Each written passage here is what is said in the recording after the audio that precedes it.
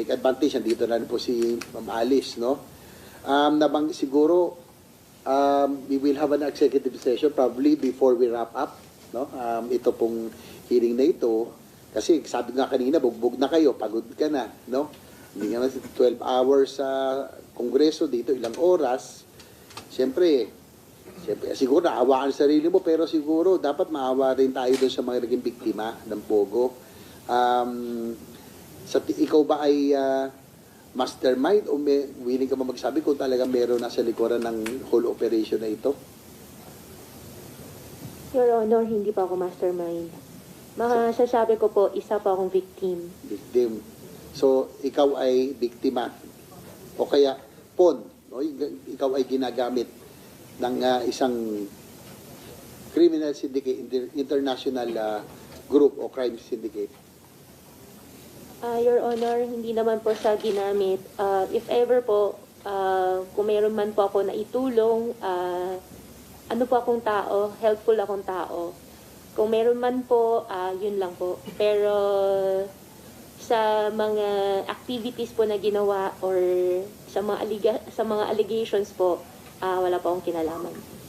Kasi Madam Chair, no, siguro sabi ko lang kay Madam Alice, no, tanong ko lang kung kayo po tingin nyo sa ganitong operasyon, kayo ba ay guilty or kayo ba most guilty o tingin mo meron pang mas guilty sa inyo dito sa ganitong operasyon? Hindi po ako guilty po. So, hindi kayo most guilty. Meron pang mas guilty. Kumbaga may mastermind pa talaga. Sige po. Go ahead. Your Honor, I think sa tagal po na investigation, alam na rin po ng committee po, especially chaired by our Madam Chairman, who's really at the back of everything po.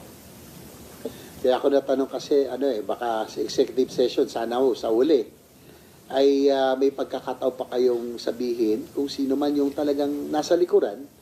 Kasi nga, kung sabi mo ikaw ay biktima, maawa rin tayo sa mga naging biktima ng Pogo, di ba?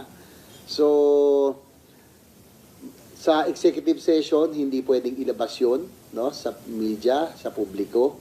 Maintindihan namin kung ikaw ay natatakot, no, dahil international crime syndicate po ito, natatakot ka para sa buhay mo. Para din mabawasan siguro yung kasalanan mo kung sakasakali sa executive session ay willing ka bang sabihin kung sino yung most guilty na sinasabi mo?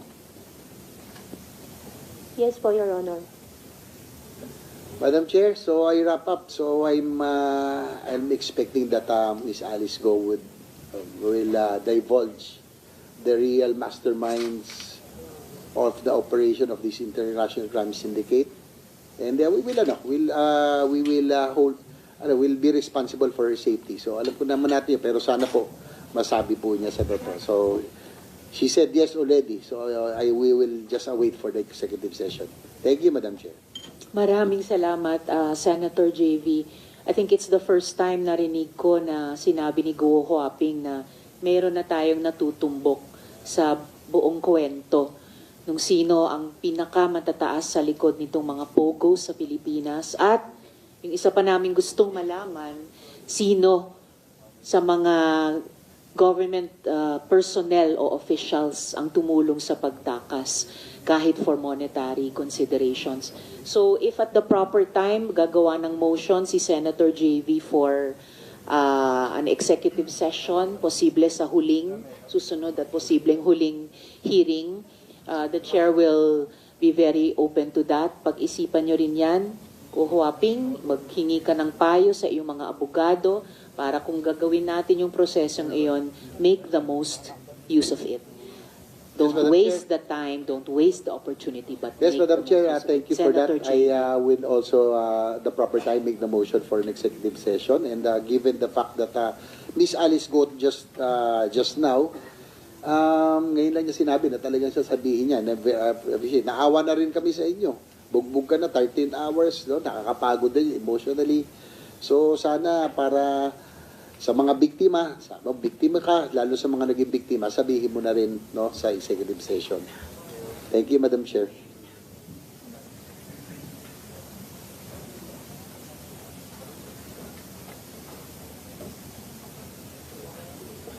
Madam Chair, with that, if we have the time, probably, if I move that we convene this committee in the executive session. Second the motion, Madam Chair. Moved and seconded and so ordered by the chair that in about 7 minutes, pag-suspend ng hearing na ito, we will move into executive session. We still have 7 minutes and babalik ako kay Senator De La Rosa dahil may suspended interpellation kayo. But just before that, one quick follow-up question kay Ms. Cassandra.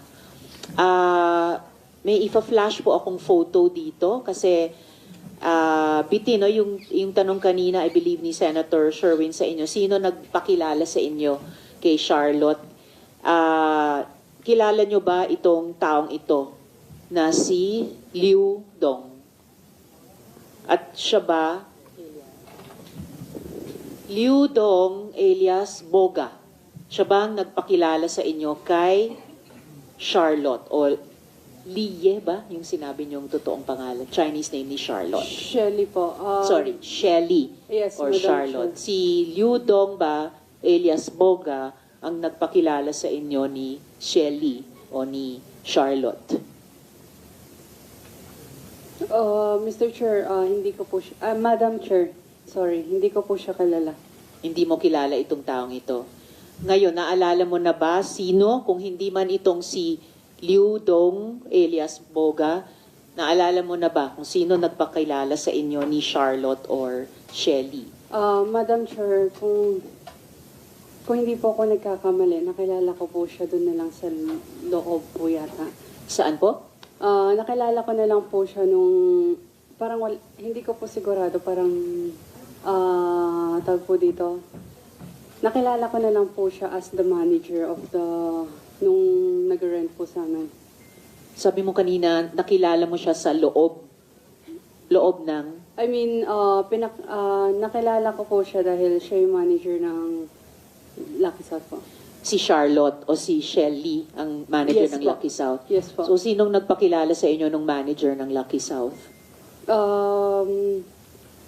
Wala po akong matandaan right now. Bali, kung hindi po ako nagkakamali, baka pinakilala na lang po siya sa akin yung mga nagre-rent po doon. Sinong mga nagre-rent yun? Hindi ko na po talaga matandaan yung pangalan, Madam Chair. Alright, so 5 minutes, still we suspend. Miss Cassandra, may question, i-field ko para sa Senate President Pro Tempore.